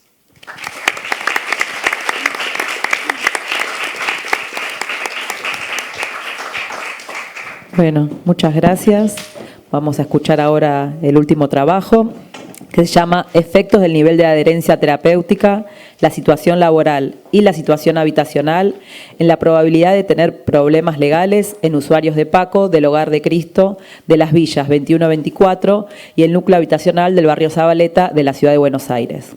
Los autores son Guido García, Ramiro Pino, Sabrina Hasselman y Mayra Larrondo. Les damos la palabra. Bueno, buenas tardes. Buenas tardes. Gracias por la la tenida en cuenta para participar exponiendo un poco nuestro trabajo. La realidad es que nos pusieron este panel, que es más de investigación, pero podríamos también haber estado en alguno de los otros paneles porque quizás el ADN del hogar tiene que ver más con la acción que la investigación, así que no es nuestro área de mayor expertise, pero bueno, acá estamos. Bueno, primero que nada, contarles un poco acá con Guido, en representación también de otros compañeros que participaron en este trabajo, sobre lo que es el Hogar de Cristo, porque quizás algunos no conocen. Se hacía referencia un poco acá en el trabajo de las compañeras del panel también, respecto a las organizaciones sociales y comunitarias en los barrios populares. Nosotros nacimos en el año 2008, acá cerquita, en la Villa 2124 y Zabaleta, en lo que es el Centro Barrial San Alberto Hurtado, el primero de los Hogares de Cristo. Hoy hemos crecido un poco y conformamos la Federación Familia Grande, son 260 centros barriales a lo largo de todo el país, ¿no? Acá en Barracas, en Villas 2124 y Zabaleta, nos organizamos a partir de lo que es la cooperativa de acompañantes de usuarios de Paco, ligada a la parroquia de Cacupé, y tenemos unos 15 dispositivos, unas 190 personas, 200 personas asociadas a la cooperativa, y acompañamos más o menos 2.000 usuarios de Paco todos los meses. Bueno, en el año 2001, todos sabemos la gran crisis que atravesó nuestro país, cuando el sistema explosiona. Después, en los años sucesivos, se fue reintegrando en algún punto, ¿no? Pero cuando se da esa reintegración, muchas personas quedaron por fuera del sistema social, ¿no? Y empezamos a ver rostros de exclusión que no era una imagen a la que estábamos acostumbrados en la Argentina.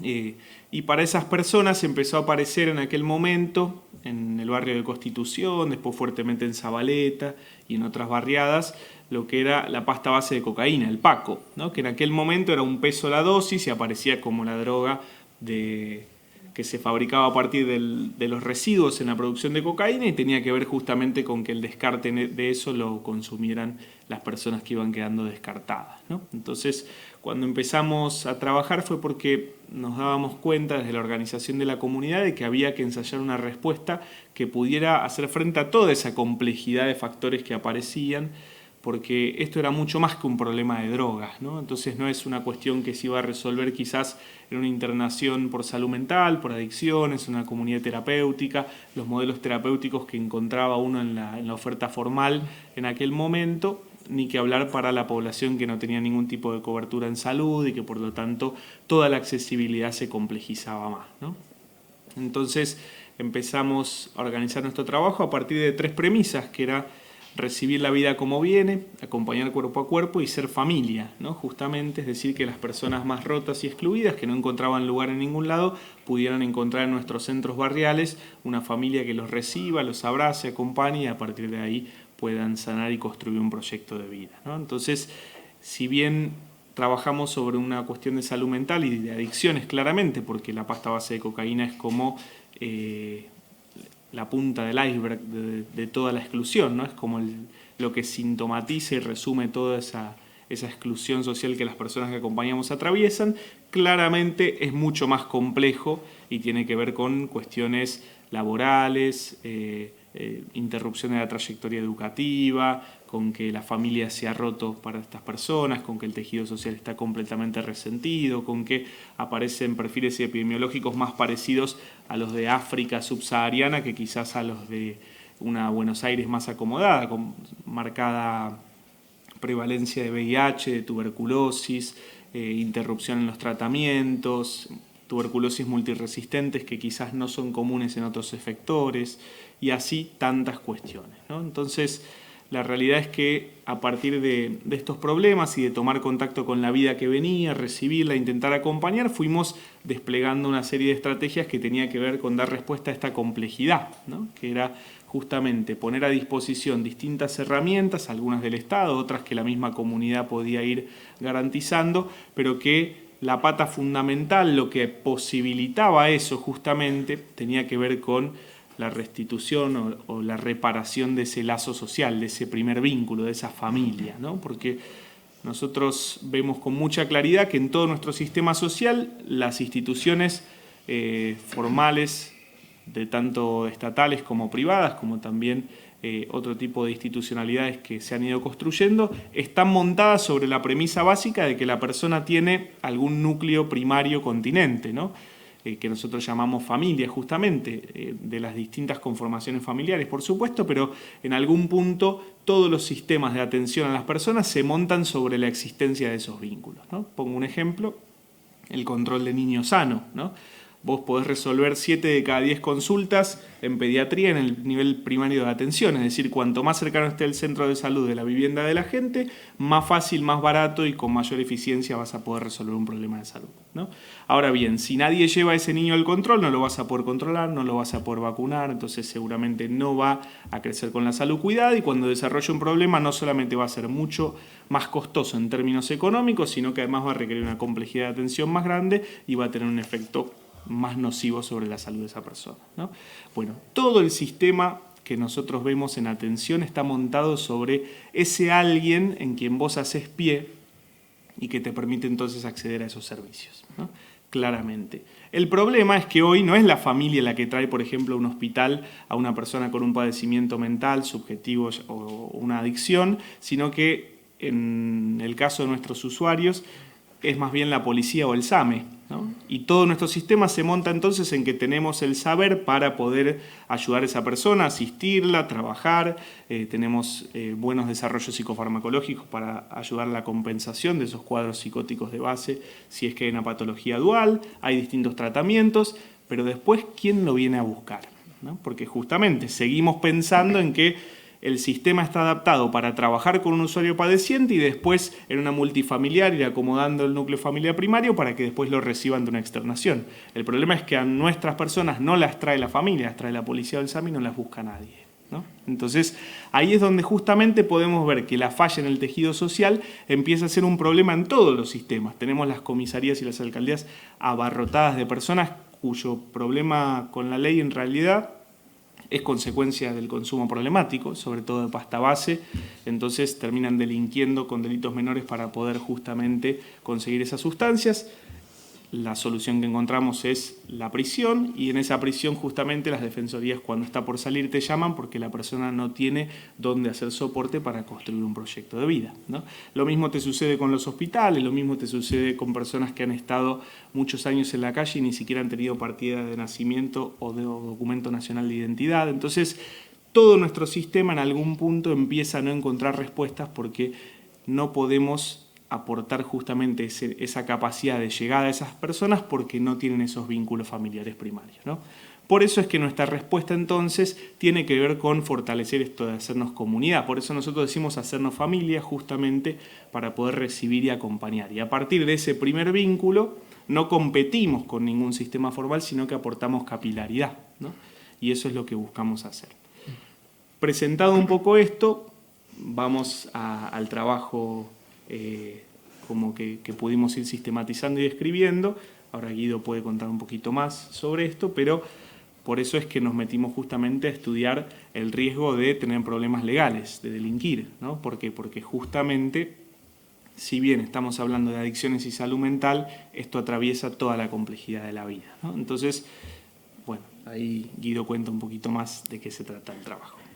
Bien, la intención del trabajo que finalmente presentamos nosotros para estas jornadas, sí, tiene como el objetivo o tiene la puesta en la mira en tratar de refrendar con datos empíricos aquello que nosotros vamos sabiendo ya por experiencia. Entonces, se hizo un esfuerzo muy grande como para poder lograr obtener una muestra de 130 personas entre el gran universo que es el Hogar de Cristo, y estamos hablando del Hogar de Cristo solamente en el barrio de Barracas, ¿sí? En la Villa 2124 y en el núcleo habitacional transitorio de Zabaleta, que el mismo nombre es un eufemismo, ¿sí? Porque núcleo habitacional transitorio fue como lo designó en la época de la dictadura militar, ¿no?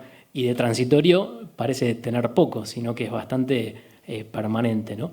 Ese es el contexto donde nace el hogar y ahí es donde nosotros trabajamos, somos un grupo acá de profesionales que estamos presentes, pero con la idea esta del establecimiento de vínculos, ¿no? De hecho, nosotros mismo en Barracas estamos organizados en una cooperativa de trabajo, como bien decía Ramiro, en el cual o en la cual no solamente son asociados a la cooperativa aquellas personas profesionales que trabajan en el hogar, sino es muy fuerte la figura del acompañante par, o sea, aquella persona, chico o chica, que fue teniendo toda una trayectoria dentro del hogar y se anima entonces a dar un paso y a acompañar a otros en ese proceso, y bueno, se da como una suerte de horizontalidad también en los vínculos en este contexto. Volviendo entonces, lo que hicimos fue diseñar un instrumento, un cuestionario, para poder indagar acerca de estas variables que aparecen enunciadas en el título del trabajo. Partiendo de la situación legal, o sea, la capacidad o la probabilidad de poder tener problemas con la ley, ¿no? ¿Sí? En un lapso de 90 días desde el momento en que se aplica el cuestionario hacia atrás, o sea, en forma retrospectiva, ver cómo influye en esa problemática, o sea, la probabilidad o la probabilidad de tener alguna situación delictiva, por ejemplo, con estas otras variables intervinientes, es decir, el nivel de adherencia terapéutica, o sea, cómo la persona se deja acompañar, uno diría, por todo lo que se implementa desde el hogar, pero también cómo es la situación laboral de esa persona, ¿sí? Con distintos grados, si tiene una ocupación estable o una ocupación más de tipo informal, si puede o a veces no puede y puede tener otro tipo de condición. Y también y sobre todo lo que es la situación habitacional, ¿sí? Si posee una situación habitacional formal, ¿sí? Y si esa situación habitacional es estable. Estamos hablando de un amplio espectro, es decir, de personas que están en situación de calle o pasillo, ¿no? Pasando por aquellos que pueden frecuentar un centro barrial nocturno o aquellos que están en algún parador, un centro de inclusión social de la ciudad, como aquellos que pueden ir ya consiguiendo el alquiler de una habitación de un hotel, de una pensión o un alquiler también dentro de algún barrio popular, y en la punta del del espectro estaría el que ya puede tener una vivienda estable o el que se le adjudicó alguna vivienda y es propietario, ¿no? Dentro de ese amplio espectro, bueno, hay un montón de posibilidades que aparecen en esta variable en particular. Entonces, nos preguntamos, bueno, ¿qué influencia tiene que la persona pueda tener una adherencia terapéutica óptima, como decía el compañero, decía subóptima, pero bueno, si tiene óptima, mala, pésima o muy mala, ¿no? En general, se fue descubriendo que todas las personas que son acompañadas por el hogar en el contexto de la Villa 21, 24 y Zabaleta, sí van teniendo una adherencia óptima, ¿no? al acompañamiento, para no hablar de tratamiento específicamente. Y se vio que eso influía en forma directa en la posibilidad o no de tener problemas legales, es decir, de la comisión de actos delictivos, por ejemplo, asociado a la extrema vulnerabilidad o al consumo de sustancias como el Paco, ¿sí? Entonces, en la medida que la persona puede sostener, ¿sí? Esta adherencia terapéutica con muy pocas recaídas en el tratamiento, uno diría, ¿sí? Eso es un indicador favorable para que la persona no pueda tener entonces problemas legales, o sea, una situación delictiva. Lo mismo ocurre con la situación laboral y con la situación habitacional, ¿sí? Es decir, a mayor formalidad en cuanto al grado de ocupación o a mayor formalidad en cuanto a la situación habitacional, ¿sí? Fuimos encontrando en la indagación que pudimos hacer en estos cuestionarios, al menos en la muestra que tomamos de 130 personas, que esas variables sí influyen a la hora de pensar que la persona puede o no tener recurrencia en alguna situación delictiva. Con lo cual, uno diría, bueno, chocolate por la noticia, ¿no? Pero, digamos, es importante esto poder presentarlo con datos empíricos. En el artículo presentado sí vamos poniendo en detalle porcentajes y cómo van interactuando todas estas variables, ¿no? Pero quizás como una conclusión muy importante es que la restitución de los derechos fundamentales, ¿sí? De las personas, la inclusión en el tejido social y esto que decimos de ofrecerle, alojar a la otra persona y ofrecerle un vínculo como familia, ¿no? Uno diría mismo, en el contexto de una propuesta pastoral dentro de lo que es la pastoral social de la Iglesia en este sentido, la persona entonces puede ir no solamente evitando tener problemas legales, sino también, y es lo que nosotros vamos siendo testigos de esto, sino que también van pudiendo armar un proyecto de vida, ¿sí? Y cuando uno habla de proyecto de vida es la finalización de una trayectoria educativa, la composición de una familia, así sea esta como sea, con la configuración que cada uno va eligiendo, va pudiendo, ¿sí? La consolidación en una vivienda, muchas veces en un oficio, ¿sí? Es la posibilidad de restituir aquello que ha sido arrasado muchas veces en muchas biografías de personas que uno va acompañando. Todo aquello que han vivido las personas al estar en situación de calle y exclusión, en esta cultura, esta verdadera cultura del descarte, ¿no? De la cual nosotros somos testigos, que es propiamente dicho desubjetivante, ¿sí? Como que el estatuto de sujeto muchas veces como que queda arrasado. Esta estrategia comunitaria que es el hogar que nace en el seno de la parroquia Cacupé en Barracas, lo que produce es como una resubjetivación y un restablecimiento del vínculo social, ¿no? Que se va haciendo, que lleva mucho tiempo, que lleva mucho trabajo, pero que vemos que nosotros es importantísimo apostar por eso y en eso entonces estamos metidos. Pero la intención un poco de este trabajo fue justamente tratar de poder ofrecer datos empíricos, aquello que nosotros quizás vamos teniendo o vamos siendo expertos por experiencia, uno diría, pero que está bueno porque una vez que uno tiene estos datos, también puede ser quizás una voz autorizada a la hora de decir alguna sugerencia de cómo plantear políticas públicas en este sentido, ¿sí? Políticas públicas diciendo qué hacemos con la seguridad, ¿sí? Qué hacemos con la realidad en los barrios populares, ¿sí? Más en el contexto actual, ¿no? Que se hace urgente poder poner sobre la mesa todas estas cuestiones.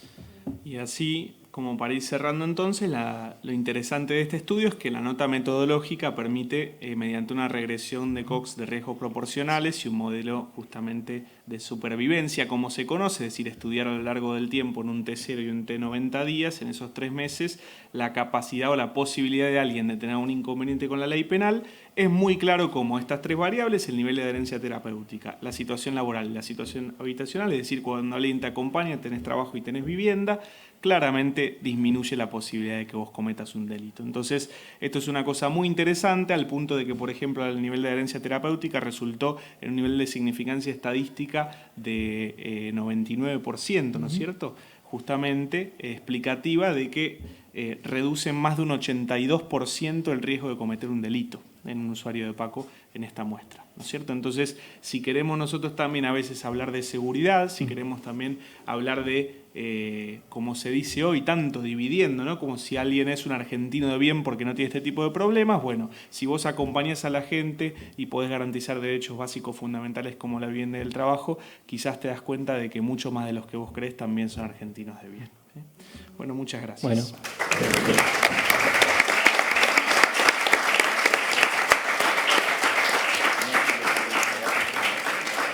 Bueno, agradecer a todos y todas las que expusieron en esta mesa, un poco desde el área de investigación de este Hospital Nacional en Red, ¿no? Quería como traer algunas de estas palabras, esta cuestión de hospital en red y hospital de referencia. Me parece que es importante como traer en los hechos y en las palabras que ustedes fueron trayendo en estos trabajos que fueron presentando, como la importancia que tiene, ¿no? El posicionamiento de este hospital, en particular ahora en el área de investigación, porque es lo que nos recorta, ¿no? Pero podría ser otra cuestión. Con esto de la referencia, acá el compañero del programa de emisiones decía, bueno, yo no pensé que me iban a aceptar el trabajo, ¿no? Y digo, hay algo de la referencia nacional y de que estas jornadas intentan, ¿no? Como cobijar las voces de quienes quieren participar. Y hay algo también de todos los diferentes espacios que ustedes fueron nombrando, cátedras, institutos de investigación, universidades, servicios de salud y servicios de diferentes cuestiones comunitarias de la Ciudad de Buenos Aires, rotantes de acá del hospital que en algún momento rotaron y por eso conocieron el hospital. Bueno, la cuestión de la referencia nacional. nos parece fundamental para poder traer que algo de la investigación necesariamente nosotros la concebimos en red, ¿no? Digo, algo que de esto que aparecía una y otra vez de la red como apoyo, la red como salud mental, la red sosteniendo o no, ¿no? Digo, algo de la pandemia insistió bastante en los trabajos. Y bueno, ahora, aunque quede un ratito cortito, antes del cierre de las jornadas, los y las invitamos a participar, a preguntar o simplemente ahí a una resonancia. Acá hay un micrófono que puede ahí circular, así que quien quiera tiene la posibilidad ahora de preguntar y recogemos varias preguntas y cuestiones si es que surgen y después vemos quién las responde.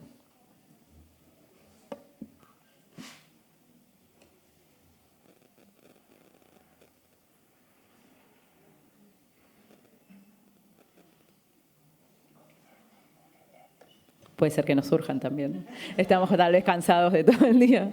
Tenemos todas las respuestas. Ya está.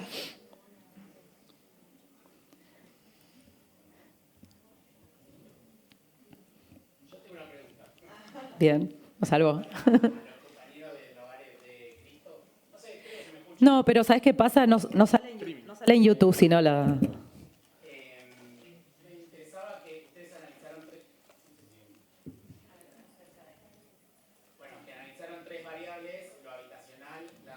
Con una planta.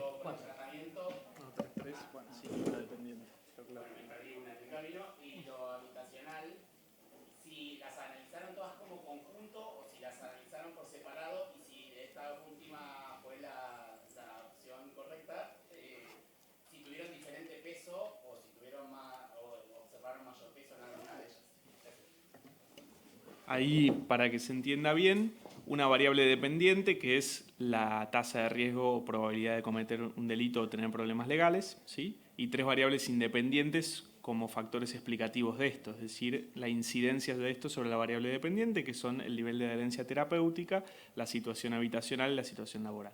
El nivel de adherencia terapéutica se midió en base a 3 variables que tienen que ver justamente con si la persona interrumpía en más de un mes su concurrencia a un centro barrial, si la cantidad de recaídas que tenía y además si podía ir cumpliendo con los objetivos terapéuticos planteados, ¿no? Entonces, en base a eso, 4 categorías que era óptima, buena, regular y mala. Lo mismo para la situación laboral, se dividió básicamente en 2, o sea, en 4, pero terminamos encontrando 2 en todas las encuestas, pero las 4 son las que toma justamente la encuesta permanente de hogares de ocupado, desocupado, inactivo, típico o marginal. Y por último, la situación habitacional, en realidad se tomó 2 cuestiones para poder definir las distintas categorías para que sean mutuamente excluyentes y abarcativas, y eso tiene que ver con el grado de formalidad en la dominalidad de la vivienda, es decir, si vos tenés contrato, si sos inquilino, no tenés contrato, si sos susceptible de un desalojo más fácilmente o no, si sos propietario con papeles, o sea, con regularidad dominial de escritura o sin regularidad dominial, ¿no? Y además de eso, la estabilidad a lo largo del tiempo, entonces se establecieron así las distintas categorías en relación a la posesión de la vivienda. Tomando todo esto entonces, lo que fuimos encontrando es que una variable resultó más explicativa de la incidencia sobre la probabilidad de tener problemas legales, que es el nivel de adherencia terapéutica, es decir, lo que hicimos fue 4 regresiones de Cox de riesgos proporcionales, en donde se establecieron entonces 4 modelos, el primero cruzando solamente por nivel de adherencia terapéutica y después incluyendo las otras variables, y después por último un último modelo incluyendo variables de control, edad, género, problemas de salud, es decir, si tenía VIH o tuberculosis, por ejemplo, si no los tenía, y lo que vimos es que en todos los modelos planteados, la variable que más explicativa resultó de la reducción del riesgo de cometer un delito o tener problemas legales fue el nivel de adherencia terapéutica. Es decir, aquellos que tenían nivel de adherencia terapéutica óptima explicaba la supervivencia a lo largo de los 90 días sin tener probabilidad de ocurrencia del evento, que era justamente tener un problema con la ley penal, ¿no? En cambio, a diferencia de esto, las otras variables sí resultaron explicativas, pero en un nivel de significancia estadística menor, porque al tomar el p-valor justamente la dispersión de los datos hacía que esas 2 curvas se crucen. Entonces, si bien la significancia estadística era al 10 y al 5%, no tanto al 0.10 y 0.05, no tanto al 0,01 como sí con el nivel de adherencia terapéutica. No, por favor. ¿Alguien más? Hola, ¿qué tal? Bueno, ahora funciona. Bueno, felicitar primero a los expositores, la verdad que impresionantes los trabajos, especialmente bueno, la voluntad y la intervención del trabajo en territorio, especialmente en poblaciones vulneradas. Yo quería preguntar también acerca de, digo, tras la experiencia, quizás no en relación a lo estudiado en la investigación, pero sí este corte que hacen desde principios de los 2000 hasta la actualidad, ¿cómo vieron también la evolución de esta vulneración de derechos en el acceso al trabajo y a la vivienda, bueno, en los últimos años especialmente? Y después tenía otra pregunta sobre medicina narrativa, que era si está familiarizado con los trabajos que hay en el exterior sobre estos estudios. Por ahí si hay alguna otra pregunta, sí, recogemos ya las preguntas y cerramos porque no nos quedan unos minutitos nada más. O resonancia, que no necesariamente tiene que ser una pregunta, ¿no?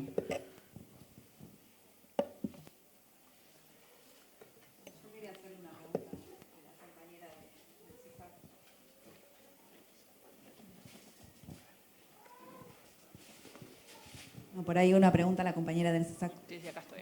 Primero porque hay muchos puntos de encuentro, pero sobre todo porque señalaste, y es algo que nosotros también venimos trabajando, que es que la salud no sale como una primera problemática o necesidad en los movimientos sociales o en las organizaciones sociales, y por ahí también si no parece como que el concepto de salud también está como todavía enmarcado en algunas formas de pensar un poco limitadas todavía, ¿no? Un poco estandarizadas. Y por ahí eso de pensar que los cuidados o las formas de organización del cuidado en los movimientos sociales no son también prácticas de la salud mental, ¿no? Y qué lugar le ponemos a eso.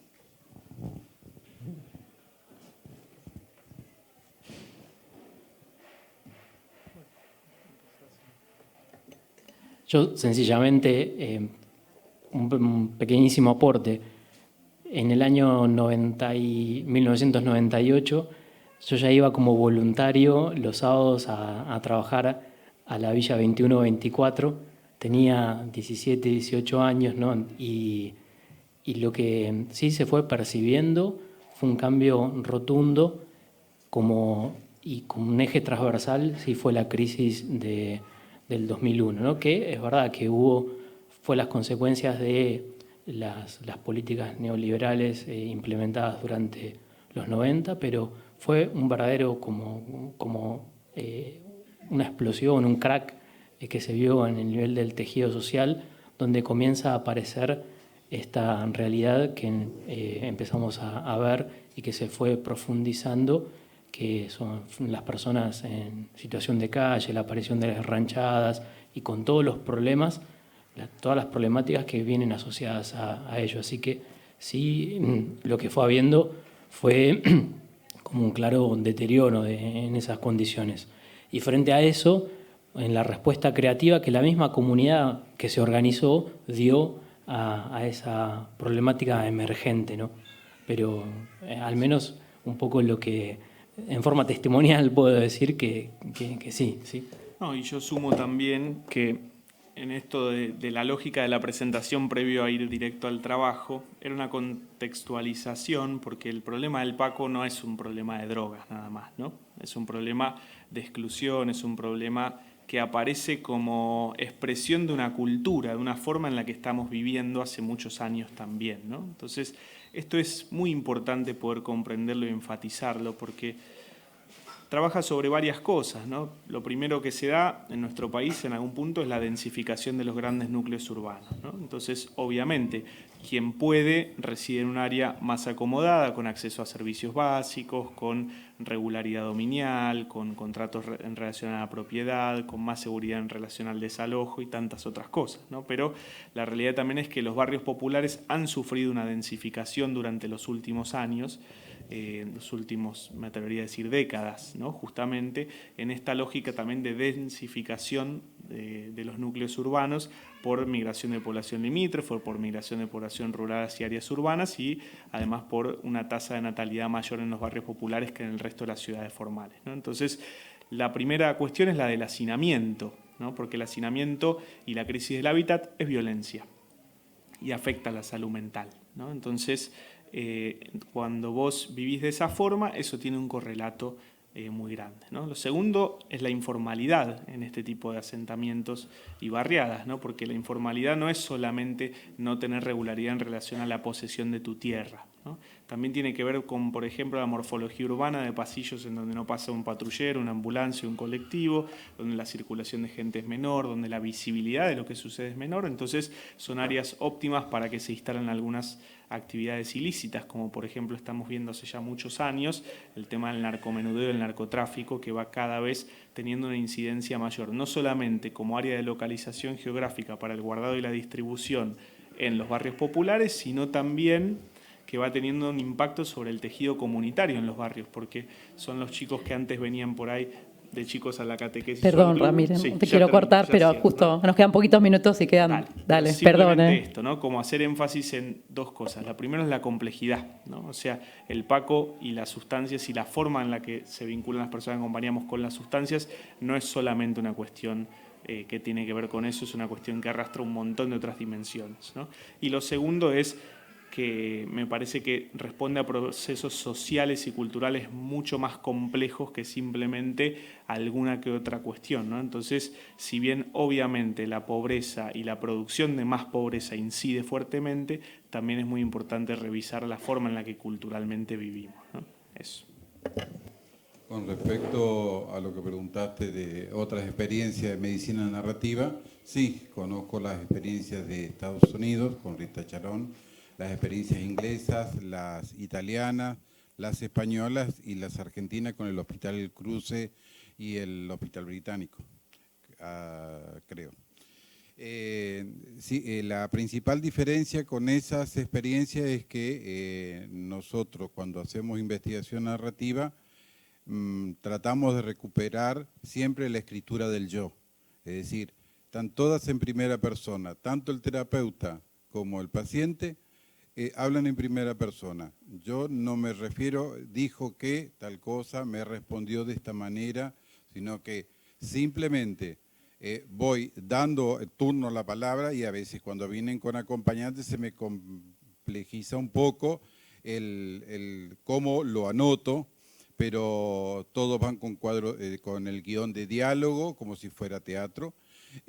Porque hay una instalación, porque siempre hay una semiosis situada y entonces se comenta en cada relato cuál es el contexto en que está ocurriendo, para que se entienda, para que tengan la mayor aproximación posible al momento, a la vivencia que fue, porque habitualmente es una sola intervención emocional. Son muy pocas las que van en 2 o 3 veces. A veces el paciente lo conozco de antes, pero cuando se da la intervención o con una sola es suficiente. Fue mucha mi sorpresa, porque a partir de ahí hemos tenido esos resultados de adherencia terapéutica que pasaron a ser óptima y más del 90%. Entonces, yo no lo puedo creer, pero así ocurrió y sigue ocurriendo. Bueno, en respuesta a la pregunta, sí, a mí también me resonaba mucho y cuando mencionaba que algunos de los autores de estos trabajos formaban parte de la bibliografía de mi tesis, se incluyen los equipos de investigación de ustedes. Particularmente lo que me encontré, si bien era una de mis preguntas en las entrevistas, qué concepciones de salud tenían y de qué manera les parecía que lo que ellos o ellas o ellas hacían incidían en la salud de las personas, me encontré sí con concepciones no tan tradicionales en relación a lo que es la salud, pero cuando entrábamos en el terreno de la salud mental, no, de eso nosotros no nos ocupamos porque no tenemos psicólogos, porque no tenemos psicólogas. Y algo, yo particularmente no es que tengo tanta experiencia en lo que es investigación, más allá de algún proceso de investigación en la residencia y esas cuestiones, sí decantó como en lo conversacional de la entrevista el poder pensar, decir, bueno, si venimos ubicando que es la habitación, que el trabajo, que tener una red de sostén, que tener a quien acudir cuando algo te duele, que te cuiden a los hijos para poder ir a la guardia y todo eso, ¿resulta en la salud y en la salud mental de las personas o en tu bienestar? Puesto en estas palabras, ¿no? En que te sientas bien, en que tengas más ganas, en que te dé alegría de ir a participar a la organización, en que te comprometas en determinadas cosas. ¿No te parece que quizás eso, algo de lo que haces puede llegar a tener que ver en la salud mental propia como participante y en la de tus compañeros? Lo digo de esta manera, quizás no era tan dirigido, pero sí decantaba en algo de poder pensar, más allá de que había una mirada de la salud mental inicialmente asociado a lo técnico, hay varias personas que me devolvieron. Ahora que te lo digo, me parece que puede ser que sí, que nos ocupamos. Digamos, si bien había una cuestión de ya no la salud solo como salud física, había quienes por allí decían, bueno, no es solo ausencia de enfermedades. Algunas de las personas que entrevisté tienen el rol de promotores de salud dentro de las organizaciones, entonces había alguna definición de la OMS ahí dando vueltas, pero sí respecto de la salud mental, sobre todo decantó del poder conversar y empezar a visibilizar, que era uno de los propósitos de mi trabajo, que se pueda incluso, no solo que lo podamos conocer nosotros, sino que quienes lo hacen también lo puedan visibilizar como parte de un trabajo de cuidado de la salud mental. Bueno, les agradecemos muchísimo a todos los participantes de esta mesa, a quienes estuvieron entre el público y a quienes nos vieron ahí por streaming. Y los y las invitamos ahora al cierre de las jornadas para quienes se quieran quedar. Bueno, muchísimas gracias.